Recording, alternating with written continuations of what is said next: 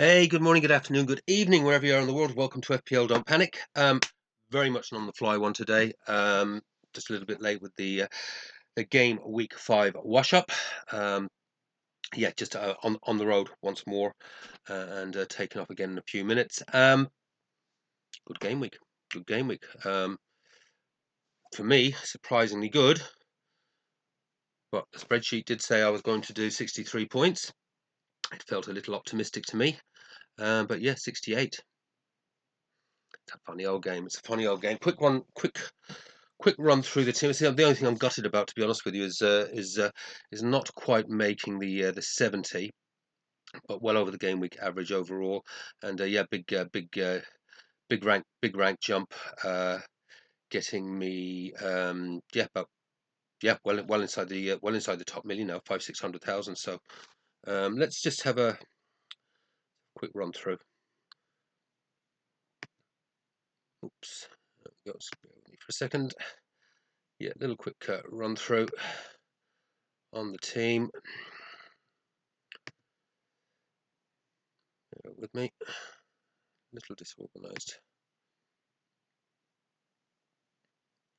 Why is it all taking so long? Sorry, what you see and what I see are two different things, so it just takes a little bit longer and slow internet. So yeah, up to 433,550. So that is a jump of well over a million. The last two game weeks have actually gone really well. Wildcard is working nicely. Team's not without problems. I'll talk about those in a second. But first things first. I'd say 50% of my 50-50 calls went right, and that's about 50% more than's been going right earlier in the season, particularly in game weeks 1, 2, and 3. The first 50-50 call, which initially I thought I got right, was the Dubravka 4-pointer. I wasn't expecting a clean sheet, but I wasn't expecting a clean sheet from Petrovic either. So when Dubravka got his a save points, I thought, yeah, lovely, grand. But of course, Petrovic then came in with the 6. And I actually did that decision, to be honest with you, was on a coin toss. And again, a little bit gutted about that, because those 2 points would have given me my 70. The other one that did cost me, you'll know in my original bus team, I did actually go with the back 5 and had left Elliott on the bench and had Tarkowski in. So another 2 points that went astray there with Tarkowski getting DEFCON. Talking about DEFCON, it was a good DEFCON week, wasn't it? Even Virgil with the 4, Burn, absolute banging 9 points, and Sinisi, absolutely fantastic 9-pointer as well. Yeah, really solid stuff there. And the one that didn't go so brilliantly, Lacroix. But I can't complain. The defense came in with a quick number crunch there. So that's 18, 27 points. 27 points. So what's that mean from that as a unit? It's been like 24, 26, 25, 32, 40 as a unit if they'd all play together over the game weeks. Which means, quick announcement, Cam, 28. You were the one with the faith that my DEFCON monsters would come in.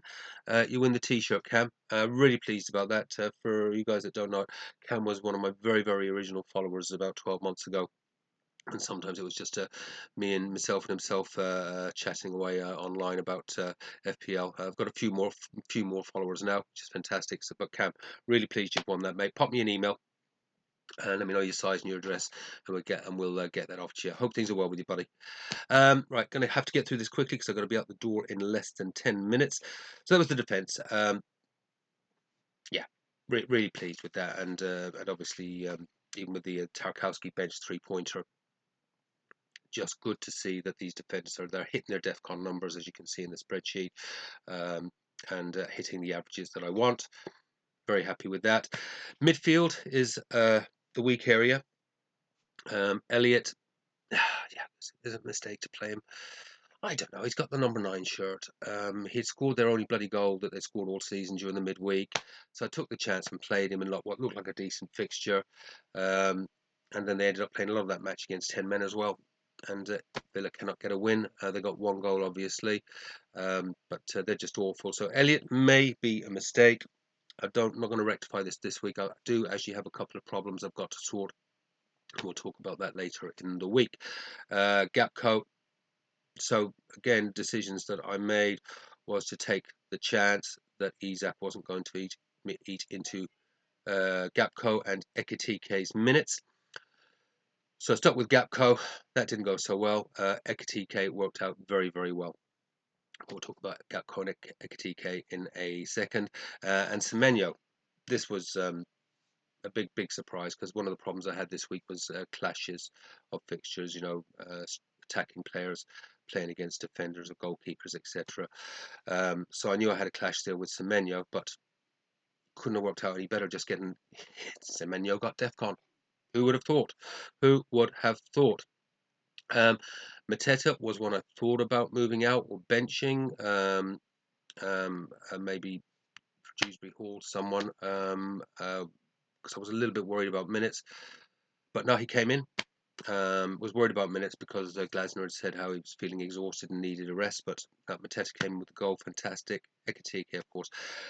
And the big punt, because I was taking that coin toss between Semenyo. My spreadsheet methodology generally is go with the player with the highest average, but I was also having to think and just go with the perma captain Haaland. And ultimately, weirdly, I did do a coin toss on this one, and it came up with Semenyo, and I didn't like it.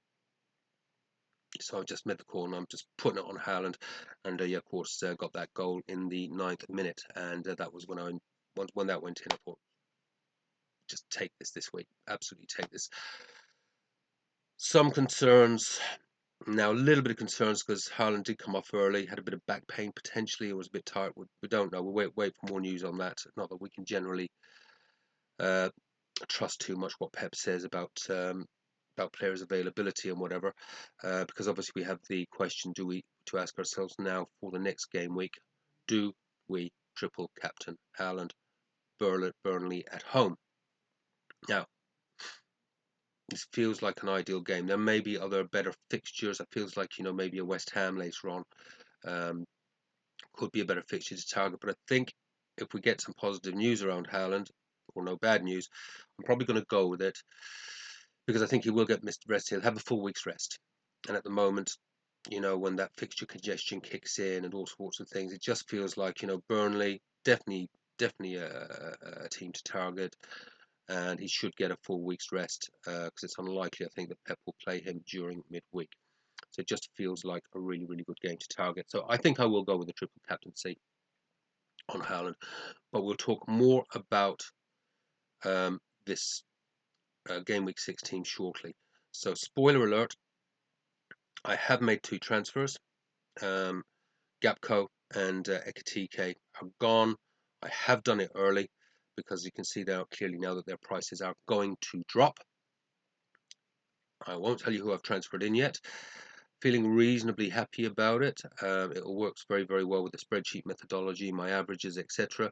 May well not be players that you would have expected me to transfer in, but what it does, it keeps money in the bank for potentially going to a Salah and Haaland around game week 9, even if that's just for a few games. And we'll talk more about that in the next video that I do, which hopefully I'll be able to get out within the next day or two. So a few things to do. We have a very special Bishop Brennan Cup winner this week, so we may have to have a ticker tape parade.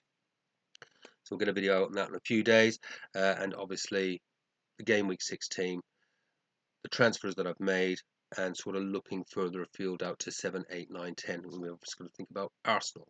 We've got to think about Liverpool's fixture turn, and a whole bunch of things around that. That's it. Really quick one. I've got to get out the door. Take care. Have fun. Play your own game. Don't panic. Very good game week. I'm really pleased. Just hopefully we can continue this upward curve. See you soon. Bye bye.